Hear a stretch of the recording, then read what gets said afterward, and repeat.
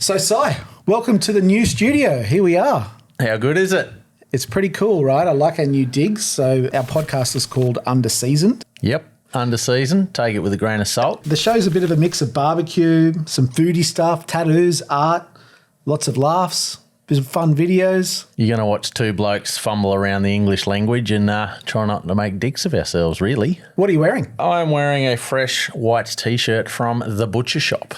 It's a butcher shop, or? It's actually a graffiti supply shop in Perth. When I received this shirt in the mail, it came nicely wrapped in butcher's paper with butcher's themed stickers. I'm not sure what the idea is. Maybe they weren't allowed to sell graffiti supplies, so they went incognito, but here we are. It's sick. Support your local butcher. Whoa. Support your local butcher. I love it. All right, and the hat? The hat is the Cook Cartel. Touch on them later. They've just finished cooking at the Jack. Bucket list competition trip for them, boys. And this is a hat that was personally given to me by Stephen Cook, the designer, and he owns the merch company that creates it all. So it's pretty stoked with that one. So I'm rocking the Brisket hat, and I'm going to get to that a bit later, but I'm also rocking the Jack's Creek T-shirt. So Jack's Creek are a pretty cool brand, a great beef brand out of Tamworth. And yeah, it's got short sleeves. I like short sleeves. Helps me get my guns out. Shows off your tats, mate. All right, well, let's get into it. This is going to be our first episode, and we thought we'd start with something lighthearted. Fuck up of the week. So let's start with the first one. Yep, that's a fuck up. What do you make of that? That's a hot and fast fat fire right there. That's some, I don't have time to clean.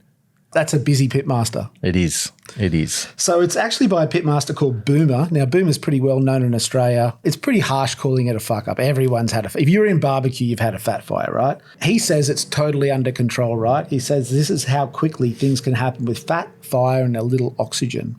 So he said he just finished smoking 300 cheeseburgers, closed the lid, starved the fire, cleaned the grates, and after he cleaned it, he smoked another 100. It does prove, though, that things can get out of control pretty quick in barbecue. It does. And if that's under control, I'd hate to know what a fucking real fat fire is. So I think he needs a trip maybe to the car wash. Give that thing a good gurney out. Keep on top of your maintenance, especially this type of smoker, because, you know, you've got your heat source directly underneath. So the fat's got nowhere really to go but on top of the fuel. So while we're on that subject, let's have a bit of a look at his barbecue here. So it's a pretty unique barbecue, I've got to say. It's actually a hog pit that's been retrofitted onto a trailer, and it's a pretty cool setup, I've got to say. I think it was traditionally kind of like a offset style, but now it's been kind of converted so that it can do a bit of low and slow and hot and fast. Yeah, it looks good. And yeah, you're right about the hog pit. I'm pretty sure he got it off the boys at Black Bear, and then he's converted it to suit his catering style. I love the look of it. I don't really know where those fenders or what kind of car those fenders are off, but if you do know, let us know in the comments. It's cool either way. It is cool. Okay, moving on. This one had me in hysterics, so we're just going to have a bit of a play on it. You can see part of the barbecue is really like covered his ass crack there. So we're just going to watch it again.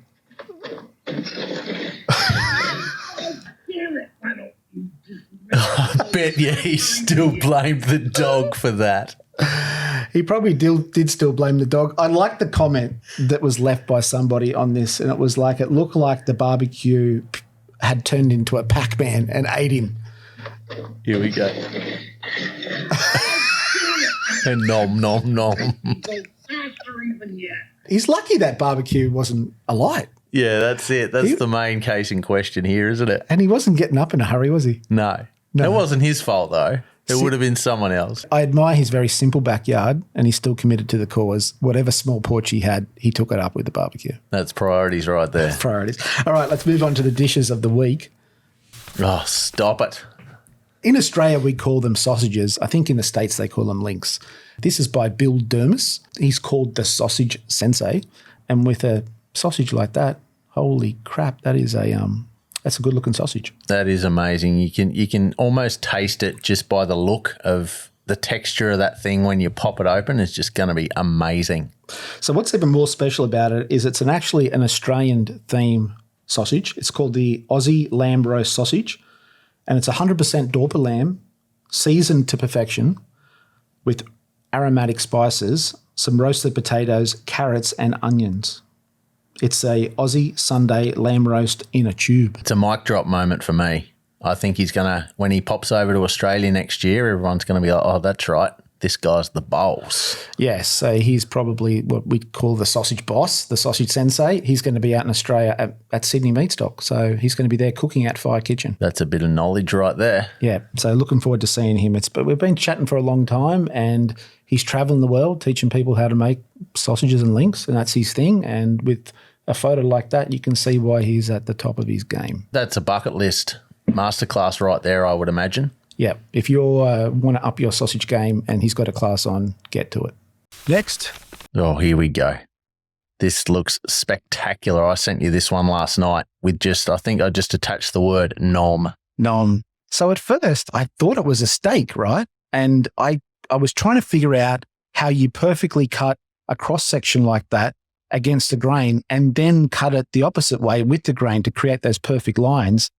And then it kind of dawned on me, this must be AI because it's too perfect. And that bone looked a bit weird, but it's not a steak. It's tuna. It is a tuna tomahawk. Yeah. So that's just stunning. It was posted by a friend of ours, Isaac Eats a Lot. You're good friends with him? I know of him. We've talked a bit. So I know him as a competitive eater, but his Instagram says he's Sydney's first verified foodie creator. I fully stole this. I didn't ask his permission at all. It's just, if it's on the internet, it's not yours anymore, mate. Yoink. So it's actually a dish by St. Peter's in Sydney. Now, this is a pretty famous restaurant. It's three-hatted. This video proves that it's not AI. So Isaac Eats a Lot commented that he was hesitant about going there because obviously it's a very highly credentialed restaurant. They have a strong emphasis on seafood, but also do a lot of sort of head-to-tail use, including fisheye gelato. They use fish eyes to make gelato. That's pretty wild, right? Now we're talking. Apparently, they also use crushed up bones to make their serviceware. I'm not sure what that means, but you had me at fish-eyed gelato. That is using the whole beast. And it still sort of falls in our category because that is the beef of the sea. It is. We don't discriminate here at Meatstock. Okay, moving right along. Oh, here we go. That is an epic-looking pie. That's redemption. That's what that is. It is redemption, and that's because it is Boomer's pie. Boomer was the guy that had the fat fire before, so we thought we'd give him some love. This is an epic-looking pie. So apparently it's leftover brisket using a puff pastry crust. Just go back. What's leftover brisket? It's when you cook a brisket and you've cooked too much. You've got leftovers. What do you mean? What do you mean too much? I've never seen leftover brisket. I will say leftover brisket is really good reheated, but yeah, if you cook it good enough, you probably don't have any leftovers, do you? Well, I have got 3 kids that do love sucking on a bit of brisket. So the pie itself is using a puff pastry crust, Maggi gravy, American cheddar, fresh jalapenos, and obviously his leftover brisket. So it looks pretty stunning. That's probably one of the most inviting pies I've ever seen. So I suppose for those playing at home in America or elsewhere, pies are big in Australia, right? Pies are the biggest. Get some meat, add some gravy, wrap it in puff pastry or any sort of pastry, carry it, walk around, eat it.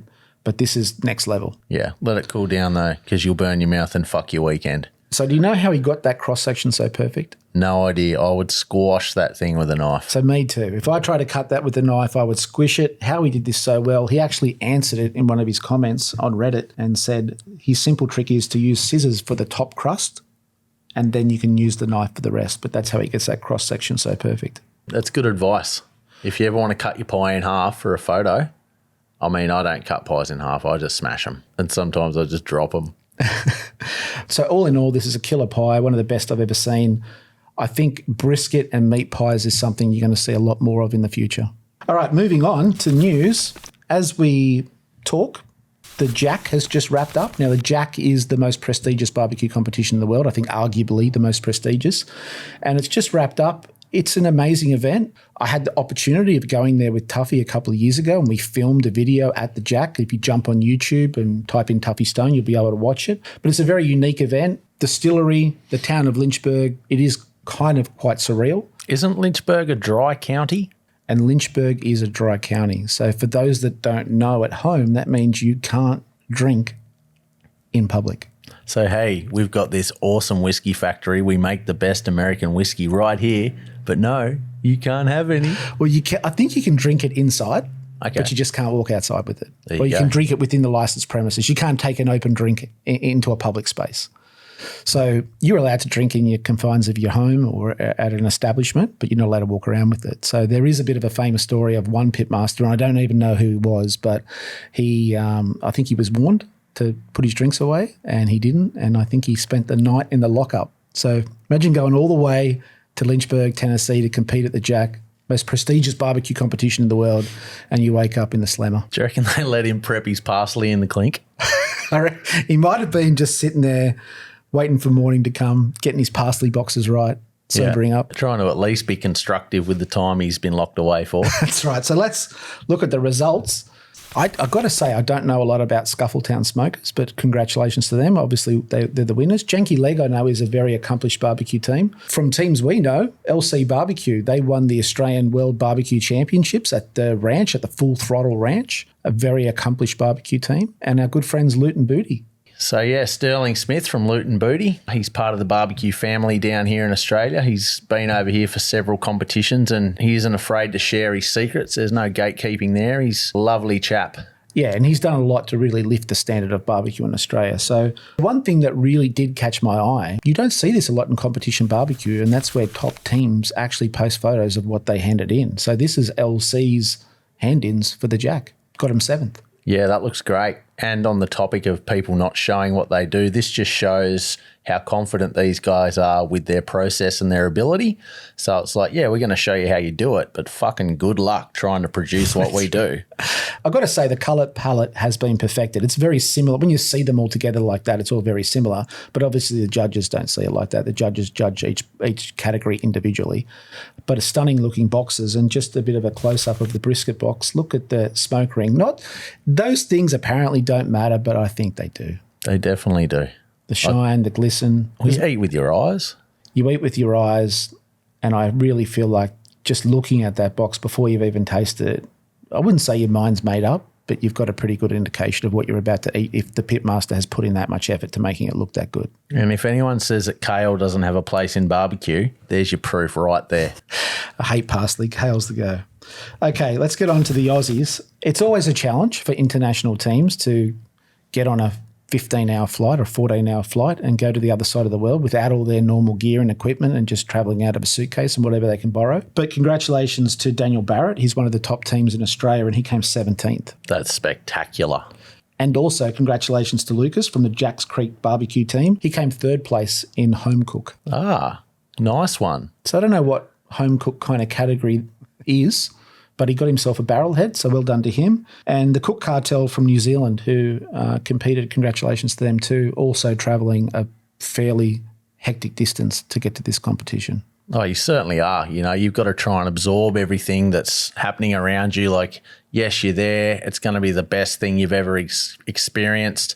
It's a bucket list destination for a lot of these guys. So you've got to try and absorb that pressure plus borrowing gear. You can't just take your smokers over there. I mean, a lot of these guys cook out of these trailers that are absolutely catered and tailored for their personal needs. So that you're cooking out of a suitcase. And if you notice back there, that top 10, that was all US teams. And a lot of that has to do with the fact that they're bringing their regular rigs to these competitions. So to even just get over there, because it's an invitational, you can't just put your hand up and say, I'll do it. So just getting there is fucking amazing. Yeah, they've done really well. And I just want to point out Adriano has already stolen the bottle of Jack Daniels. He has. At the bottom there. Okay, moving on. Epic backyards. So we love a good backyard. We love a good man cave. Let's have a look at this one and let's give it a critique. Priorities. Don't let a lack of space stop you from achieving your barbecue dreams. I feel like he's put the maximum amount of barbecues into the space he had available. Well, he's got every base covered. He's got the solid charcoal Kamado, the gases, is that a Gosney? No, I want to say it's a portable Traeger. True. And then, so he's got the pellet, he's got the cabinet. He's ticked all the boxes. He has. He's a one in, one out now, though. There's not much room for anything else. So his name's Cupcake Chaos on Reddit. Not a lot of prep area. Nah, that just gets done inside, mate. I am impressed, though. I think he's done a good job with this backyard. So I feel like if I listen really closely, I can hear his wife yelling at him that if he buys one more barbecue, he's going to get kicked out. he could just probably get another couple and just say he always had them, or there's the old trick that you win them in raffles. You win them. Yeah. I like that. Anyway, solid backyard. I'm going to give this one a 9. I'd give him a 10 if he had a lawn, but... Yeah, I feel like he needs maybe a roof. Yeah, I mean, it looks like maybe Southern California, not too much rain there. But all in all, a solid performance, well done. Okay, so let's get on to some art. And a lot of people might not know this about you, but that's what you do for a living. You're an artist. It is. It's I've been lucky enough to forge my way into just doing art full time now. And yeah, a lot of that's come and stemmed from the growth of barbecue in Australia, and draw doodles all over things all day, every day. Okay, so you've taken your doodling from school and turned it into a career. Turn it into money, mate. Right, let's have a look at this week's piece of artwork. This is something you worked on recently. It's pretty cool. Yeah, so this is for our good mate Graham Stockdale. He's got his annual competition coming up, the Corndale BBQ Bash. It's happening up at his property on the 16th of November. The meaning behind this one is Big Red. He's been there from the start. He's faced all sorts of challenges, but he just pulls himself up by the bootstraps and gets on with it. And he's going to be there till the wheels fall off, mate. And yeah, get around it. He's a top bloke, got himself a restaurant, and he really is a giver. Yeah, so for those that don't know, Big Red is a pitmaster based out of Lismore in New South Wales, and he's been through a lot of adversity. His restaurant's flooded a few times, but he just keeps on trucking. He does, and that's not just, forgetting to put the plug in the sink flooded. This is the river that runs through Lismore rising 3 stories up and taking everything with it. So yeah, and that's when you see the water line above your head. Yeah, and the big offset smoker got moved, and so did the cool room. They saved them, or actually the water picked it up. Yeah. Wow. Yeah. All right, so cool event that he's got coming up on the 16th of November, and an amazing piece of artwork to go with it. Well done. So I'm pretty sure that's going to be merch for the event too. So if you want to get your hands on one of them, hit them up directly. Okay, so let's move on to a featured artist that's not yourself. Tell us a little bit about this guy. So this is a guy called Tall Boy. I've been collecting and a fan of his work for years, and he maybe 4 years ago decided to step into the realm of tattooing. So I've been watching his journey as an apprentice, and he's pretty well established now. This is part of tattooing. Quite often you get people come in with a tattoo that they might not love so much anymore and say, hey, can you do something cool with this? And fuck, he's knocked this out of the park, mate. So this is a cover-up, yeah? Well, it's not a cover-up, it's a rework. A rework. So the existing tattoo is still there, but he's just added to it. And the thing I love about what Tallboy's done is he's kept his style and I guess his integrity to what he wants to do with tattooing. He's kept his bold lines. He's got his beautiful colour all the way to the edges. It's nice and saturated, and it's quite similar to the way he designs. Up behind me there, the Santa Cruz skateboard, that's one of his. He's a regular guest artist on the Santa Cruz professional skateboard lineup there. And I mean, I've been collecting his art for years, and I love watching the journey because I went through something similar. The colour saturation is absolutely fantastic, and the colour palette, it's a bit different. I love it. Yeah, it's cool. All right, let's keep going. Events. So this is our opportunity to talk about what events are upcoming, and I think a big one is the Texas Open Fire Meetup. So Al Fragoni, you know much about Al? I just know that his videos make me hungry. So a little bit about Al, who's behind this event. Al, I wouldn't say he pioneered it, but he was definitely at the forefront of the live fire cooking movement, which seems to be growing and growing. And he's put this event together, Open Fire Meetup. He's invited the largest and most popular social media barbecue influencers and pitmasters in the country. That's what he says on his website. It's going to be in Hondo, Texas on the 26th of the 10th. Don't quote me, but combined, I think there's about 50 pitmasters and they have about 40 to 50 million followers between them. So that's a pretty wild bunch of people. I mean, in perspective, I suppose it's like Messi's left leg or something like that, but still in the barbecue world, that's really impressive. That's crazy. He'll want to have some good mobile coverage that weekend. Yeah, so I can imagine it's going to be a whole heap of live fire cooking. I'm pretty sure they're doing some competitions. We've got a few friends going. Luke Moonshine's going. Dark Side of the Grill's going. Here, Jess Pryles might even turn up. I'm really looking forward to seeing the photos from here. I mean, cooking live fire, whole animals, whole beasts, carcasses. This is weird things, snakes, crocodiles. Mate, the most cooked thing there is going to be Mel Schmiller Jr. and his pile of White Claws. I'd love to get along to this one, but my wife won't give me any more time off. But you're going to Texas for Christmas, aren't you? I am going to Texas for Christmas. I think you're a drug mule if you go in and out too often, mate. I'm looking forward to seeing the camaraderie getting all these people together that are at the top of their game, really leading the charge in the live fire barbecue movement, and also promoting barbecue on social. So I'm really looking forward to seeing the photos from this one. Yeah, amazing. And the challenge, that lies in cooking whole beasts. It's a delicate balance of not serving burnt and raw. Cooking the whole beast is a massive challenge, and I see a lot of people attempt it, but perfecting it is another story. And I would say I've eaten a lot of it, and it's very challenging to get right. Not a lot of it's good. I mean, that's why butchering was invented, because they were cooking whole beasts back in the day. I'm like, fuck, this ain't it, mate. So they break it down. You cook everything differently. These guys are going to nail it. I mean, it's going to look good on TikTok anyway, and that's it. That's where it's at. That's where the views are at. Okay, so Pitmaster Spotlight. Each episode, we're going to try and highlight a different pitmaster around the world and give them some love. So that's where my hat comes from, and that's the relevance. So this hat was given to me by a guy called Ernest Servantes, and he is the pitmaster at Burnt Bean Co. So he calls himself a barbecue knucklehead. He says, I've won some awards, but didn't deserve most of them. So when he say he gave you a hat, did he just say, hey, here's some merch, man, $20? No, he literally walked past me at a very hot and sweaty event in Brazil and took it off his head and gave it to me, and I put it on and it was still sweaty. That's beautiful, man. That's brotherhood. It's love. So Burnt Bean Co. is rated the number 4 barbecue by Texas Monthly in all of Texas. So that goes to show how good his barbecue is. And to put that in perspective, I'm pretty sure he beat out Snow's and Franklin Barbecue. So that's massive. Pretty impressive. Now, Daniel Vaughan, who is the editor for Texas Monthly, I think I can't speak for him, but I really do think that he's impressed by the fact that they're merging Mexican influences into low and slow Texas-style barbecue, and they're kind of for lack of a better term, doing a bit of fusion with the food or using low and slow techniques into sort of Mexican dishes. But above and beyond that, look how cool this dude is. Yeah. Look at his pants. Mate, I really like those pants. It looks like he's about to strap on a guitar and do some mariachi. He looks like the coolest cat. I wish I had that much swagger. That's barbecue swagger right there, right? The two of them. But that's barbecue swagger. He'd give a mean hug too, I reckon. He would. So I want to tell a bit of a story about how I met this guy, right?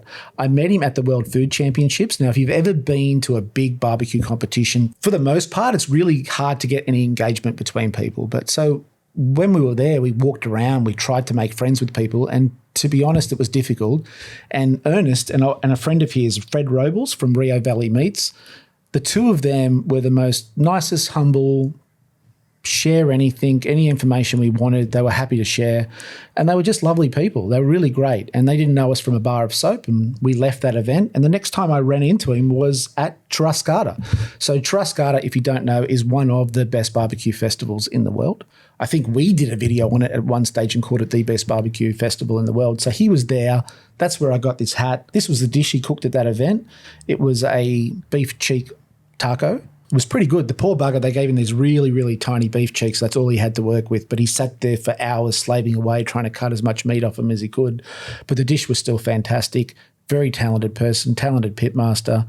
And he's going to come to Sydney. He's coming to Meat Stock Sydney. Wow, this Meat Stock Sydney's just stacking up. So we're looking forward to having him there. He's going to be at Fire Kitchen. Amazing. Okay, let's move on. Let's talk about some shout-outs. So I wanted to give a shout-out to Christie Vanover.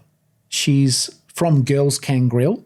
I wouldn't say she's a one-girl barbecue team because she's got a few people helping her, but I met her at the Jack and she was part of the video that Tuffy did on the Jack, and a lovely person, very committed to barbecue, won a lot of awards. It's fantastic to see girls kicking ass in barbecue, and she's got her own cookbook out now, Holiday Grilling. Looks great. And yeah, you're right. We need more girls in the grilling scene because it is for everyone. It's just such a great, inclusive hobby, I guess. Although it's not a hobby for some of these people, not putting out cookbooks and stuff like that. 111 recipes. If you see the cookbook out there, pick it up, give it a go. I'm pretty sure you can get it on Amazon if you're looking for a good gift idea. Sounds epic. Amazon's where it's at.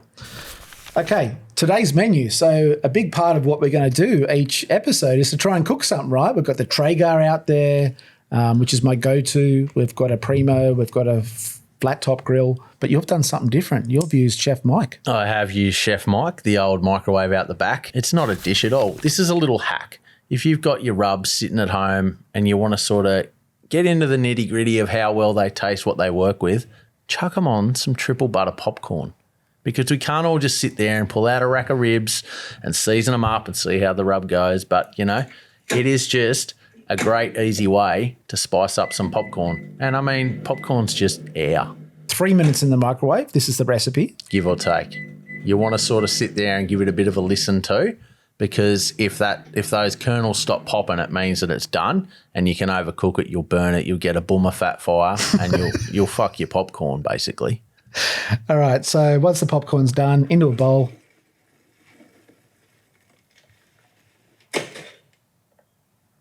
Load it up. And what seasoning are you using? Today, we're using the Meat Lab Spitfire Seafood. Right, but you can use any rub, right? You can use any rub. You can try mixing combinations, but yeah, my kids are addicted to atomic chicken salt on popcorn, and it's good. Okay, so the hack is it has to be... Triple butter. Right, it's triple butter in the microwave. Tip your favourite rub on it. Don't be scared. Just let it rip. Just keep going with it, and it's just a great way to spice things up. So here's some I prepared earlier, and I ate most of it. Right, let me have a taste. I do love popcorn. So it's good with the rub. Yeah. I feel like if you put it on just after you've finished cooking it, the rub kind of sticks to the butter. Well, that's the secret. Also, too, what you can do is you can pop open the bag, throw the rub in, shut the bag up a little bit more, keep shaking it, and then pour it out. I like it. Good idea. Good hack. On to the last thing for the show, and that's our encore. And this is a random photo that we found on the internet with no context. We have no idea what the hell's going on here. So that's it. There we go. Support your local butcher. This is if the tax man was a butcher. That's the taxman butcher. It's also like I see like meat Nikes. I see like orthopedic meat shoes. Meat sneakers. Meat sneakers. Do you want to know where you get yourself a pair? Where? You can't, man. They're too rare. All right. So that's it. That's our first episode of Underseasoned all done. It was heavily underseasoned for a first episode. I'm really hoping we get better at this. I do. We need more spice. We need more salt. We need help. We need help. All right. Well, let's wrap this one up and we'll see you in episode 2. Sounds good, mate. See ya.